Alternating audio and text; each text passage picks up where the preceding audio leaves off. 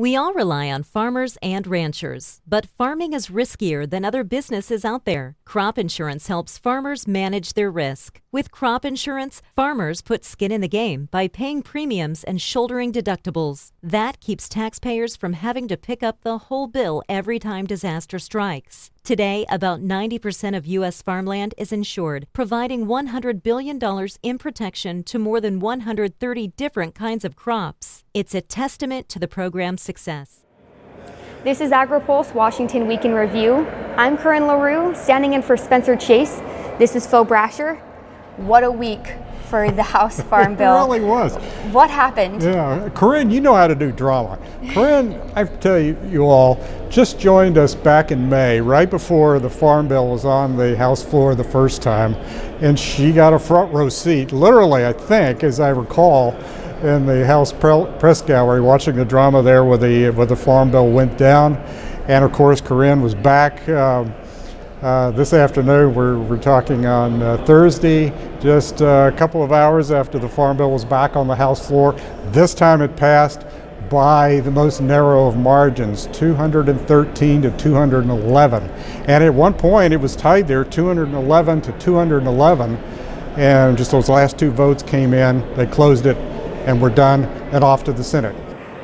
And what is the difference this month than compared to last month? Yeah, well, it was a group of, primarily a group of conservatives, members of the House Freedom Caucus and leaders of the House Freedom Caucus, including the chairman, Mark Meadows, and the former chairman, Jim Jordan, and some other members who back in May were demanding that the House first act on an immigration bill.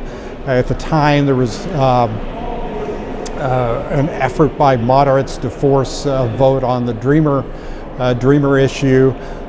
These conservatives wanted to shut that down. They insisted on a vote first on an immigration bill that they wanted before they would support the House bill.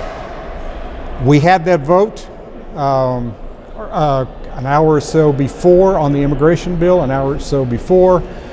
That cleared the way for the House leadership to call up the Farm Bill for reconsideration. That passed on a party line vote, and then we had the final vote on the Farm Bill, and it passed.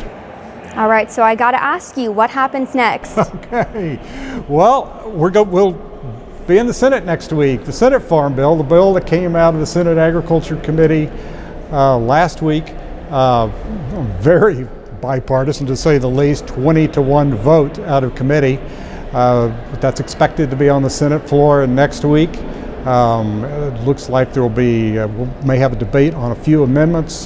Sugar could be one. Crop insurance could be an attempt to put a means test or on the crop insurance program, something that farm groups and the insurance industry are going to be watching for very closely. But then if they get that bill out of the Senate, then we can head off to and begin negotiations at some point between the House and the Senate on a final bill. All right, and what are the chances of getting this bill into law this year?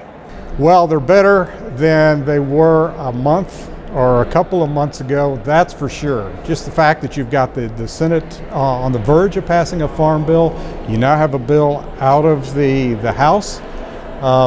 With the support of the president, by the way. He went on Twitter right after, or soon after the vote in the House this afternoon, and tweeted his support for the passage of the bill and cited the work requirements on the food stamp program.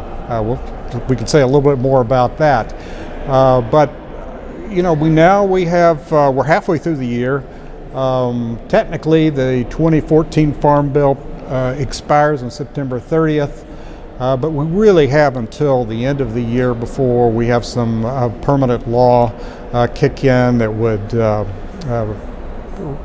radically increase dairy prices and create some problems, force Congress to pass an extension. But they have some time now. They have several months now to start working and to put together a bill. So Phil, can you tell me what the biggest challenge is now?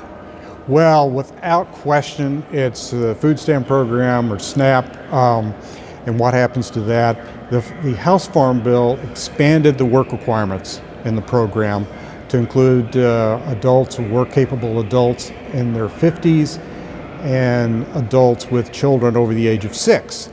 There's nothing like that in the Senate bill that came out of committee last week.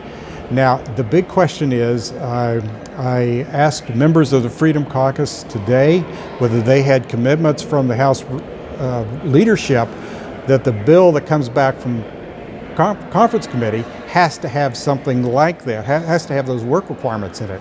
They said unequivocally no, they had no such a promise from the GOP leadership in the House. However, they will be looking to President Trump to demand that there be tougher work requirements in the final bill, and say that he won't sign a bill that doesn't have them. So that's going to be probably the big question. How tough will President Trump be on that work requirement issue in SNAP? All right, well, that's it for our Washington Week in Review this week. For Phil Brasher, I'm Corryn LaRue. We'll see you next week.